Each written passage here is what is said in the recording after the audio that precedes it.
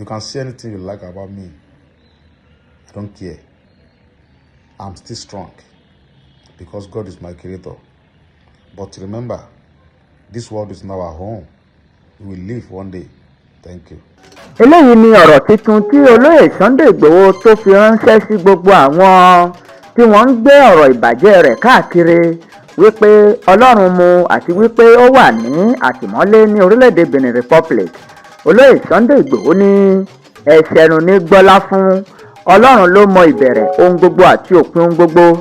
Ẹ̀yin aláhesọ kìkì ìbàjẹ́ oníjànwé láyà ẹ̀ wá panumọ́ lórí ọ̀rọ̀ olóyè Sunday Igboho.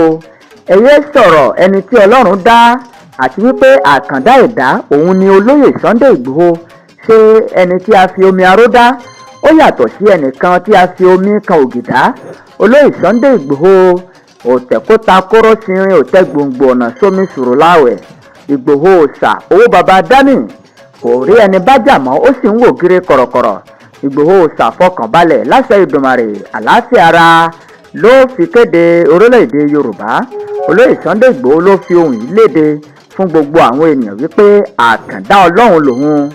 Ẹ yé sọ̀rọ̀ ìbàjẹ́ òun mọ́ gbogbo ẹ̀yin ọmọ Yorùbá oníbàjẹ́ àti ọ̀dàlẹ̀. Ojú yóò padà tì yín nígbẹ̀yìn ni nígbà tí ohun gbogbo tó bá padà rí bí àṣẹ ń fẹ́.